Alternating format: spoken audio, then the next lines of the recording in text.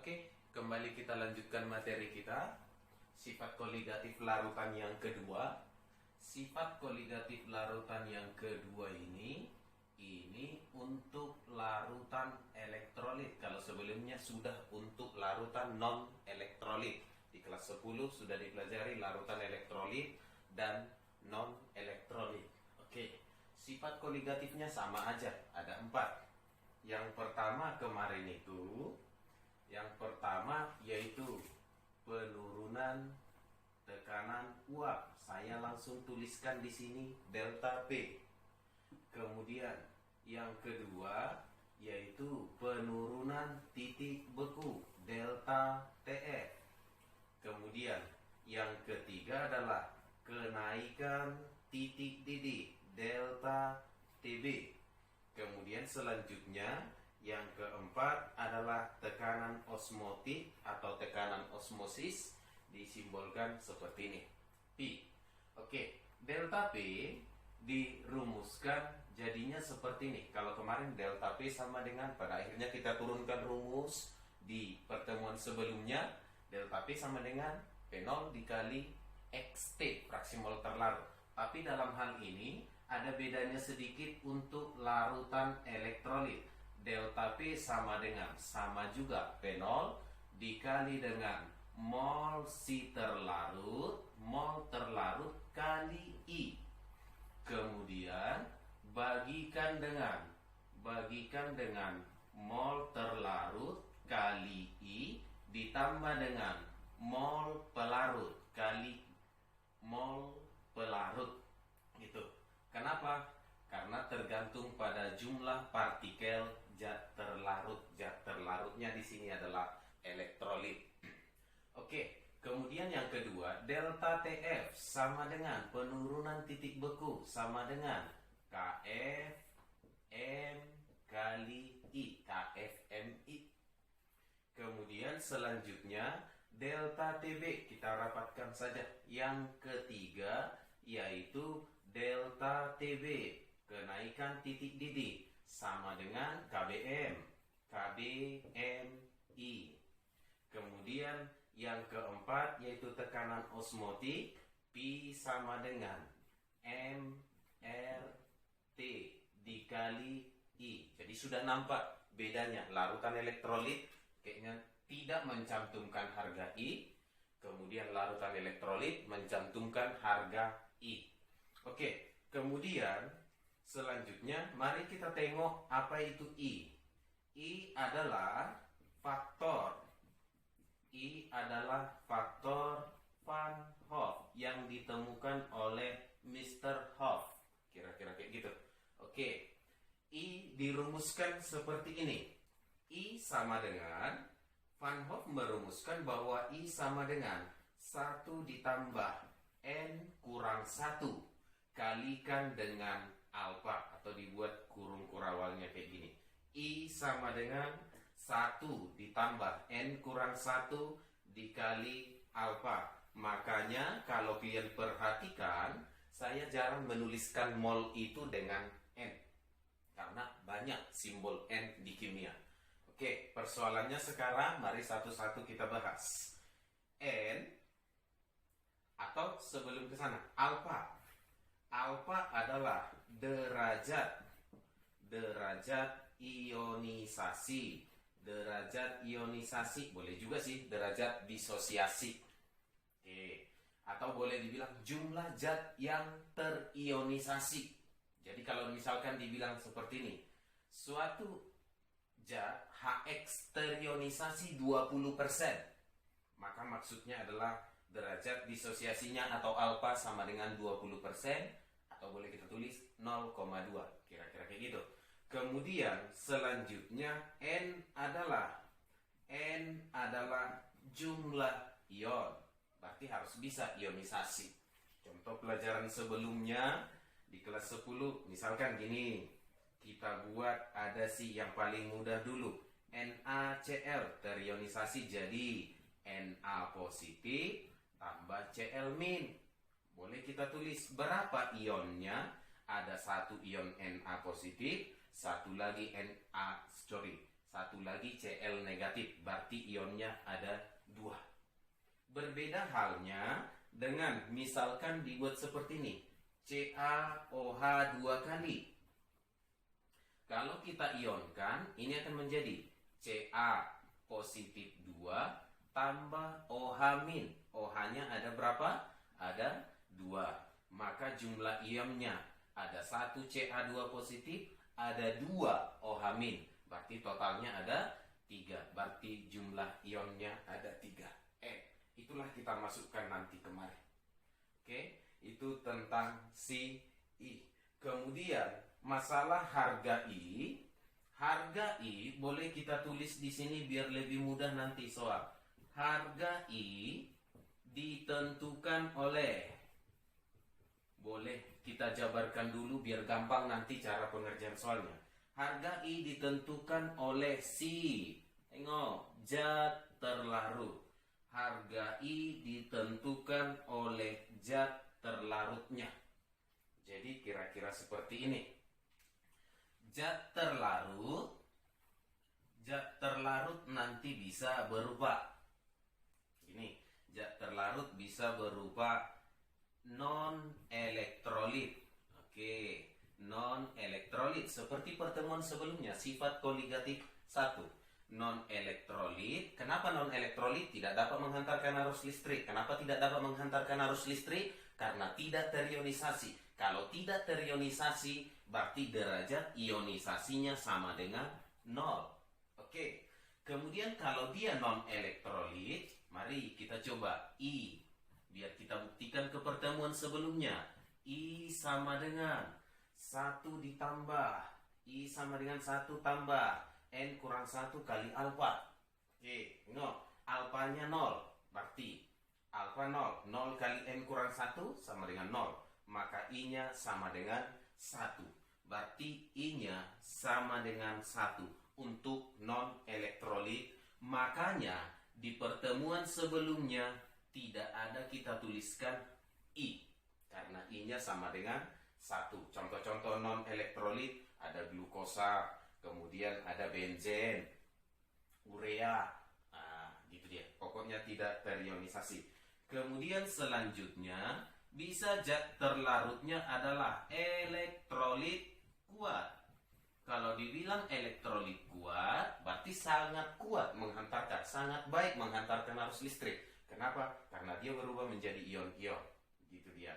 Derajat ionisasinya atau alfanya sama dengan 100% atau 1. Kalau sudah seperti ini, ayo coba. I sama dengan, ayo coba masukkan alfa sama dengan 1. Alfa 1. N kurang 1 kali 1 sama dengan N kurang 1. N kurang 1 tambah 1. Hasilnya jadi N. Maka I-nya nanti sebesar N. Jadi nggak usah repot masukkan rumusnya si Van Hoff itu panjang-panjang. Cukup ketika nanti dia elektrolit kuat, maka I-nya langsung sama dengan N. Contoh, misalkan kalau ini zatnya elektrolit kuat. Kalau ini zatnya elektrolit kuat, maka rumus Pi-nya jadi Pi sama dengan MRT. Kan kali I. I-nya tadi sama dengan N. Elektrolit kuat berarti 3. Pi sama dengan MRT kali 3. Kalau non-elektrolit kemarin, Pi sama dengan MRT. Tidak ada pengali 3-nya. Kemudian, selanjutnya, kalau nanti elektrolit lemah. Kalau dia elektrolit lemah, berarti derajat ionisasinya tidak sampai dengan 1, lebih kecil dari 1, namun lebih besar dari 0. Atau orang matematika sering bilang, alfa derajat ionisasi di antara 0 dan 1. Oke, kalau seperti ini nanti, mau tak mau, kita harus bersusah payah. Maka nanti harus substitusi. Substitusi apa? Rumusnya. Rumus yang mana? Rumus si Van Hoff yang ini. Kalau derajat ionisasinya 0,2 katanya, ya udah N kurang 1 kali 0,2. Agak panjang-panjang lah dia nanti. Oke, saya rasa ini sudah materinya. Materi untuk sifat koligatif larutan elektrolit. Sifat koligatif larutan elektrolit. Ingat, bedanya hanya di I.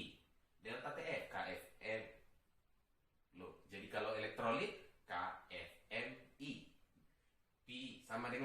MRT, MRTI, kemudian KBM, awalnya KBMI, gitu. Bedanya hanya di sini. Delta P sama dengan P0 dikali, nggak boleh fraksi mol terlarut kali I, tidak boleh.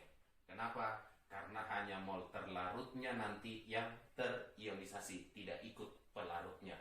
Oke, ini materinya. Sekarang kita bahas contoh soal satu persatu dari keempat sifat koligatif larutan ini. Contoh soalnya. Tekanan uap air murni pelarut pada suhu 30 derajat Celcius adalah 31,8 mm raksa, mm Hg bebas. Terus, tekanan uap jenuh larutan yang dibuat dengan melarutkan 1 mol Na2SO4 dalam 900 gram air pada suhu itu juga 30 derajat Celcius adalah, oke, jangan lupa yang ini non elektrolit apa-apa aja harus ingat. Elektrolit kuat harus ingat siapa aja elektrolit kuat. Saya ulang sedikit ya. Boleh nanti elektrolit kuat, asam kuat, kemudian basa kuat, dan semua garam. Kemudian elektrolit lemah semua asam lemah. Contoh-contohnya ada. Kemudian semuanya basa lemah. Oke, sekarang kita buatkan. Tekanan uap air murni pada suhu 30 berarti pelarut. Kalau dia pelarut, berarti kesimpulannya ini adalah P0. Kemudian yang ditanya, tekanan uap jenuh larutan. Berarti yang ditanya adalah P. Kemudian yang dibuat dengan melarutkan 1 mol Na2SO4. Berarti dilarutkan Na2SO4. Berarti kesimpulannya Na2SO4 adalah zat terlarut sebanyak 1 mol. Gitu dulu, pelan-pelan. Kemudian dalam 900 gram air, berarti ini adalah zat pelarut. Cuman belum dikasih tahu molnya. Yang ditanya tadi apa? Tekanan uap jenuh larutan.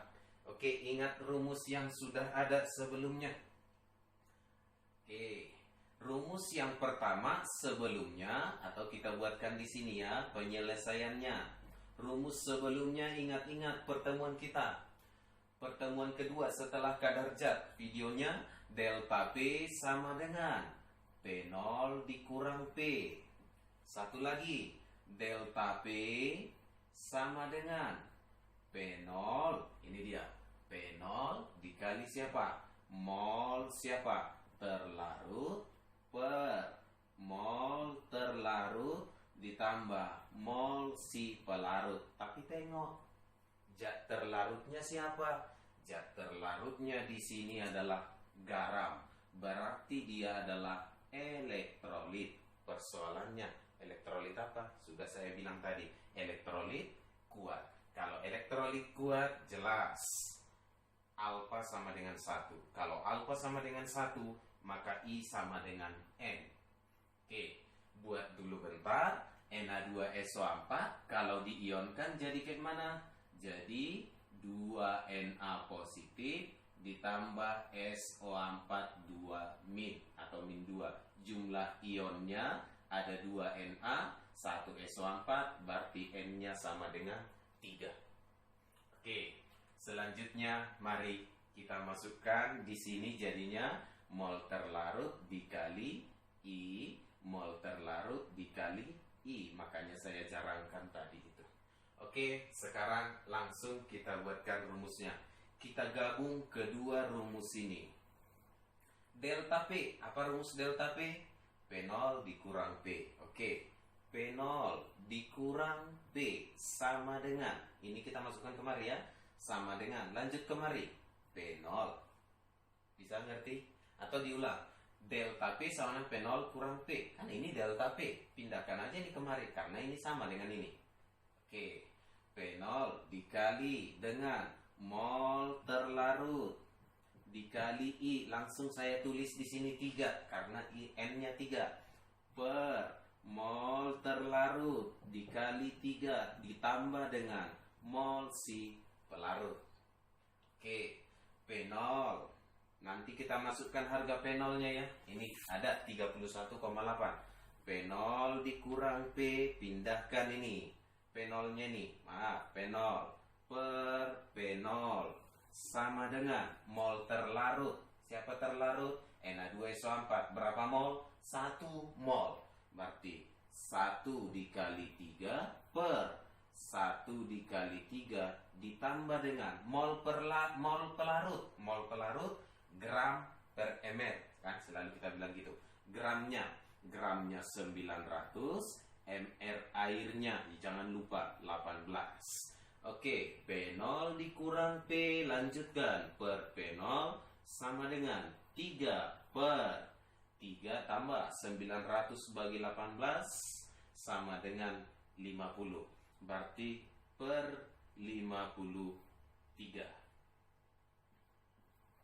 Oke, selanjutnya kali silang. Oke, 53 P0 dikurang 53 P sama dengan 3 P0. Pindahkan kemari. 53 P0 pindah kemari jadi kurang. Akhirnya boleh kita tulis 50 P0 ini pindah kemari jadi positif sama dengan 53 P. Kan yang ditanya tadi P. Oke, maka P sama dengan 50 P0 dibagi dengan 53 sama dengan 50 per 53 kali P0.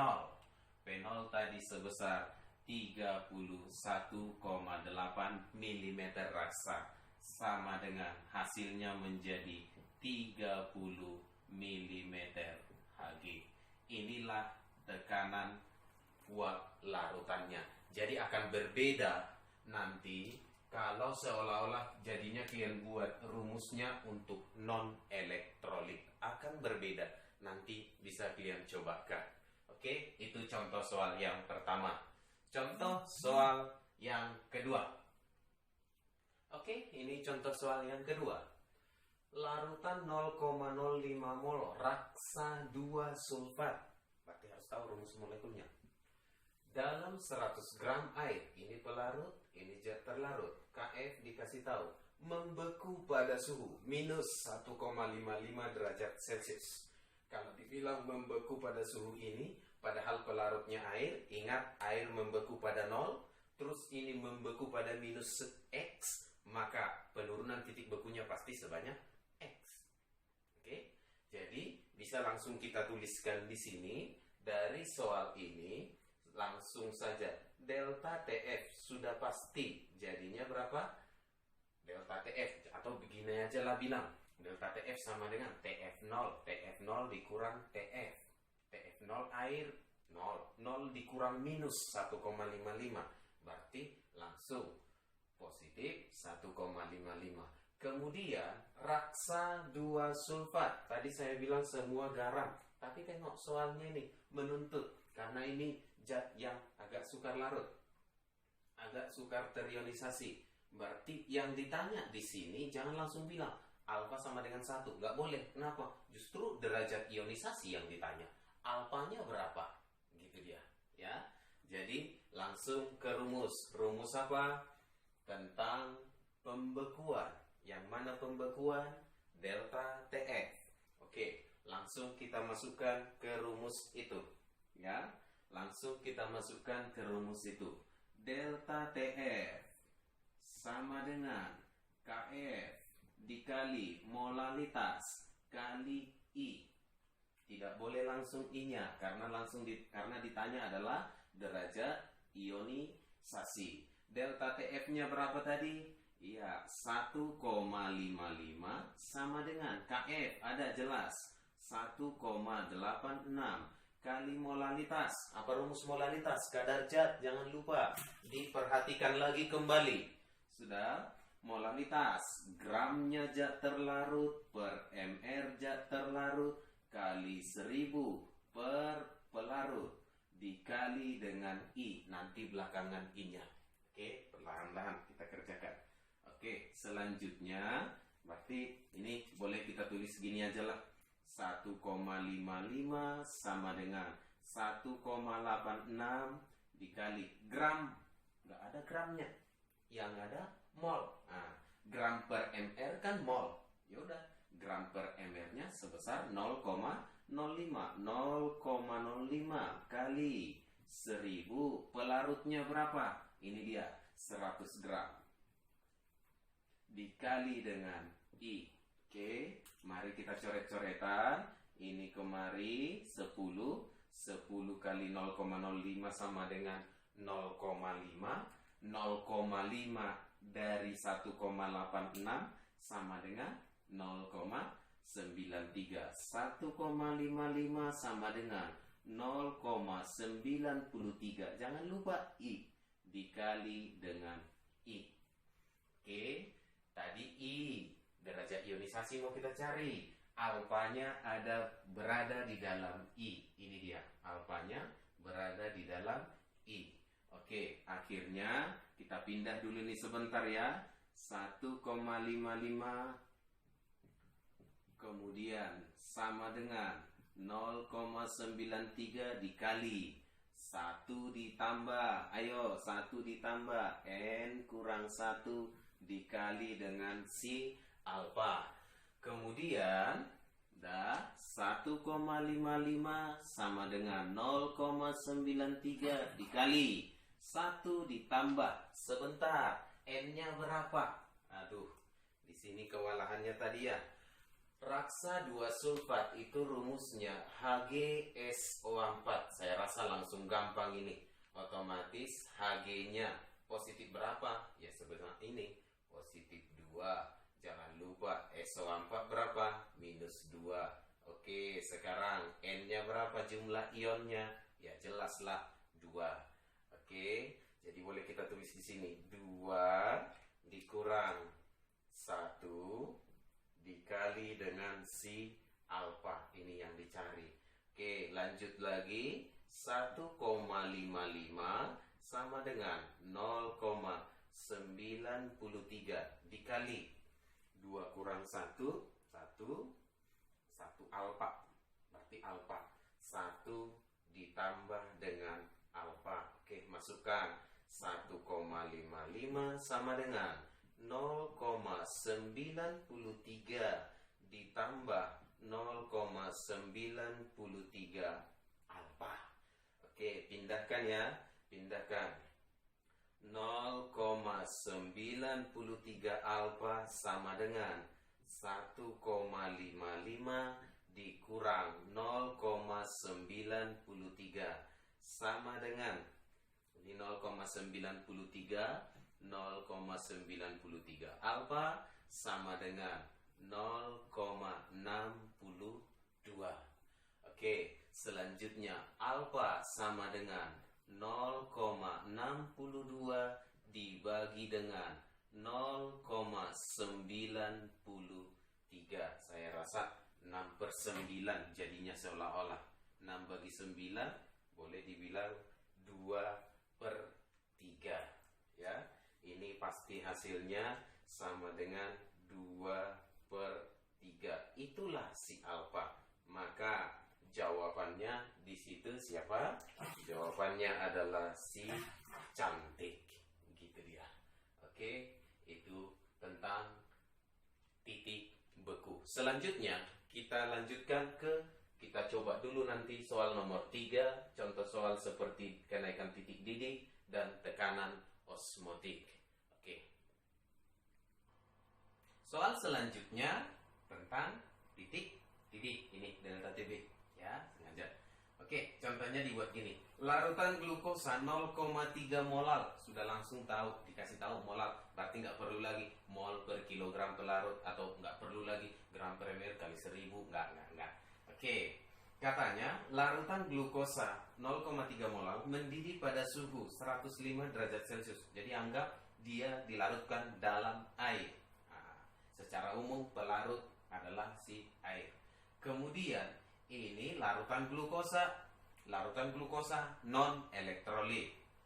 Kemudian titik didih larutan CaCl2. Berarti CaCl2 ini juga di dalam air. Cuman tengok, ini glukosa dalam air, segini titik didihnya. Kemudian yang ditanya, titik didih larutan CaCl2 dalam air sebanyak 0,2 molar. Nah, 0,2, maaf ya, 0,2 molar. Gitu. Jadi yang dikasih tahu non elektrolit ditanya untuk elektrolit. Oke, sebentar. Larutan elektrolit, elektrolitnya CaCl2, ini garam. Berasal dari mana? Garam yang berasal dari basa kuat, asam kuat, berarti elektrolit kuat. I sama dengan, wajib ke Van Hoff tadi, I sama dengan 1 tambah N kurang 1 dikali alfa. Karena elektrolit kuat, maka I sama dengan N. Jumlah ionnya berapa?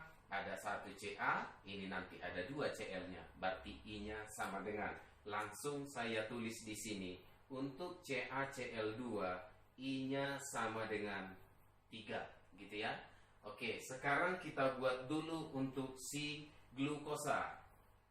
Kita buat dulu untuk si glukosa versus siapa nanti di sini? Si CaCl2. Oke, untuk si glukosa ini, mari kita buatkan dulu. Katanya mendidih pada suhu 105, kan di dalam air. Titik didih air berapa? 100 derajat Celcius. Ya, otomatis ini delta TB-nya sama dengan kenaikannya dari 100. Ya, berarti 0,5. Gitu. Oke, berarti glukosa, mari kita masukkan rumusnya. Delta TB untuk si glukosa sama dengan Kb kali M kali I. Salah nggak? Enggak. Glukosa non elektrolit, I-nya sama dengan 1. Berarti ini boleh kali 1. Salah rumusnya? Enggak, cuman tidak usah karena tohnya sama dengan 1. Gitu dia. Oke, delta TB sama dengan Kb kali M. Kalau si CaCl2, delta TB sama dengan Kb kali M wajib kali I. I-nya tadi berapa si CaCl2? Ini dia, sama dengan 3. Oke, saya tulis langsung di sini. Sama dengan Kb dikali M dikali 3. Biar nampak bedanya. Oke, selanjutnya delta TB-nya si glukosa tadi sama dengan 0,5. 0,5 sama dengan Kb-nya tidak dikasih tahu, Kb air. Dah, jangan lupa glukosa juga dalam air, CaCl2 juga dalam air. Berarti Kb keduanya harus sama. Oke, molalitas si glukosa 0,3. Oke, selanjutnya maka pindahkan Kb. Kb siapa ini? Air. Kb sama dengan 0,5 per 0,3 alias boleh kita tuliskan di sini 5 per 3. Itulah Kb-nya. Itu juga masuk kemari karena sama-sama di dalam air. Oke, setelah itu kita masukkan kemari. Akhirnya, enggak ya, tunggu biar pas masuknya Kb. Oke, akhirnya jadi kayak mana? Kb-nya tadi sama dengan 5 per 3 dikali molalitasnya CaCl2. Di sini udah CaCl2 ya, 0,2. 0,2 molal dikali 3. Oke, cerot sama dengan 5 kali 0,2 sama dengan 1. Inilah delta TB-nya. Jangan lupa delta TB sama dengan TB dikurang TB pelarut, kan gitu. Maka TB sama dengan, kan yang ditanya titik didih larutan TB, itu dia, sama dengan TB 0 ditambah dengan delta TB sama dengan titik didih air, ya, 100 derajat Celcius. 100 derajat Celcius tambah delta TB berapa tadi? 1. Maka hasilnya sama dengan 101 derajat Celcius. Itu jawaban untuk soal kita yang ini. Selanjutnya kita bahas contoh soal biar agak lebih berkembang lagi. Oke, selanjutnya soal yang keempat. Pendalamannya sedikit ya, soal yang mengembangnya ya, level yang lebih tinggi sedikit. Gini dibuatkan. muncul kata-kata yang mungkin agak baru gitu dia. Oke, contoh soalnya gini. Suatu larutan elektrolit biner jika dihitung dengan hukum Raoult diharapkan menunjukkan kenaikan titik didih 2 derajat Celcius. Tetapi ternyata larutan itu mendidih pada suhu 103 derajat Celcius. Hal itu berarti elektrolit tersebut terionisasi sebanyak berapa? Gitu. Alfanya berapa? Gitu. Oke, tengok di sini yang baru di sini elektrolit biner. Elektrolit biner maksudnya terdiri dari 2 ion. Gitu, ya. Elektrolit biner berarti N-nya sama dengan 2. Jumlah ionnya 2. Contoh NaCl. Gitu dia. Itu biner. Kemudian selanjutnya, jika dihitung dengan hukum Raoult, jangan lupa ketika kita sifat koligatif, penurunan rumus ada di sana. Sifat koligatif yang pertama, Raoult itu berbicara tentang sifat koligatif larutan. Pada waktu itu belum ditemukan faktor Van Hoff, berarti hanya masih menggunakan ini KFM, KBM, MRT. Delta P sama dengan P0 XT, belum ada I-nya. Oke, jadi boleh kita tuliskan di sini menurut si Raoult versus siapa? Versus sebenarnya. Kan kira-kira gitu. Jadi gini, dihitung dengan hukum Raoult, kenaikan titik didihnya segini. Tetapi ternyata larutan itu sebenarnya larutan itu mendidih pada suhu 103, atau alias boleh kita tulis di sini delta TB-nya sama dengan berapa? Dari 100 ini sama dengan 3. Si Raoult 2 katanya. Ternyata sebenarnya 3 kenaikan titik didihnya. Jadi kita buat Raoult versus yang sebenarnya pakai I, gitu dia. Oke, si Raoult bilangkan rumusnya. Delta TB, kenaikan titik didih, menunjukkan kenaikan titik didih. Delta TB sama dengan KB dikali M. KB-nya tetapan kenaikan titik didih pelarut murni. Siapa pelarutnya? Air, gitu dia. Oke, di sini sebenarnya delta TB sama dengan KB dikali M kali dengan I. Itu perbedaannya. Raoult bilangkan delta TB-nya berapa? 2 sama dengan KB dikali M. Kemudian yang sebenarnya ini KB dikali M. Sebentar, delta TB-nya tadi berapa? 3. 3 sama dengan KB kali M dikali dengan I. Ayo, jangan lupa rumus. I sama dengan 1 ditambah N kurang 1 dikali dengan alfa. Oke, 3 sama dengan KB kali molal berapa? Ini dia. KB kali molal, substitusikan. Ini dia. KB kali molal sama dengan 2. Oke, jadinya 3 sama dengan 2 dikali 1 ditambah biner. Biner N-nya 2. N 2 kurang 1, 1 kali alfa. 1 ditambah alfa. 3 sama dengan 2 ditambah 2 alfa. Kemudian 2 alfa sama dengan 1. Alfanya sama dengan 1 per 2 setengah. Maka jawabannya apa? Ya, setengah kan sama dengan 50%. Maka jawaban untuk soal kita ini adalah si C. Gitu dia untuk soal. Oke, selanjutnya soal terakhir kita bahas yaitu tentang tekanan osmotik. Oke, soal selanjutnya, soal yang kelima. Ini dia. Larutan yang isotonis sama dengan natrium klorida 0,1 molar adalah titik-titik. A. Magnesium klorida, natrium hidroksida 0,2 molar, aluminium sulfat 0,004 molar, kalium fosfat 0,15 molar, dan E. glukosa 0,5 molar. Jadi kalau kayak gini soal, pahami dulu soalnya sebentar.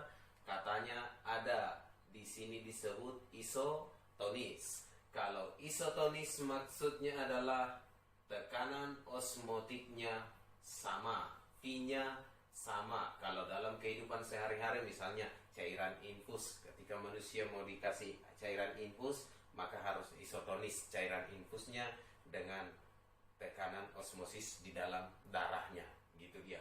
Oke, selanjutnya mana yang sama? Kira-kira gitu. Mana yang sama tekanan osmotik natrium klorida dengan antara ini A, B, C, D, E. Oke, jadi sebelumnya caranya kayak mana? Ya kita cari dulu lah. Emang natrium klorida berapa? Baru nanti kita cari satu persatu. Kemudian mana yang sama? Itu jawabannya. Oke, jangan lupa natrium klorida. Apa rumusnya? Natrium klorida ini dulu. Natrium klorida rumusnya adalah NaCl. NaCl. Kalau dibilang NaCl, tengok I-nya sama dengan berapa? I-nya sama dengan 2, jumlah ionnya 2. Oke, sekarang kita cari P-nya. P sama dengan, jangan lupa tadi rumusnya apa? P sama dengan MRT. I dah MRT kali I sama dengan berapa molarnya? Ada 0,1 molar. 0,1 molar. R-nya berapa? Tetapan Rydberg. Gak usah. Kemudian T-nya suhu, tidak ada dikasih tahu. T kali I sama dengan I-nya berapa? 2. Hasilnya ini sama dengan 0,2 RT. Jadi maksud soal itu yang isotonis dengan larutan natrium klorida, maksudnya cari yang P-nya sama dengan 0,2 RT. Oke, jadi saya rasa yang sulit di sini mungkin kalian lupa-lupa yang mana Mg magnesium klorida rumus molekulnya.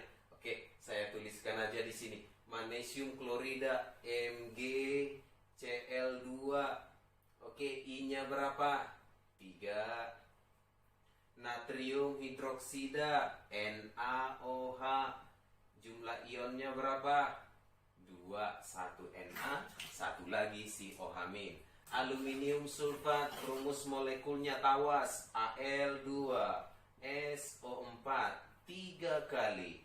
Berapa ionnya? Tengok, Al-nya ada 2 biji, SO4-nya ada 3.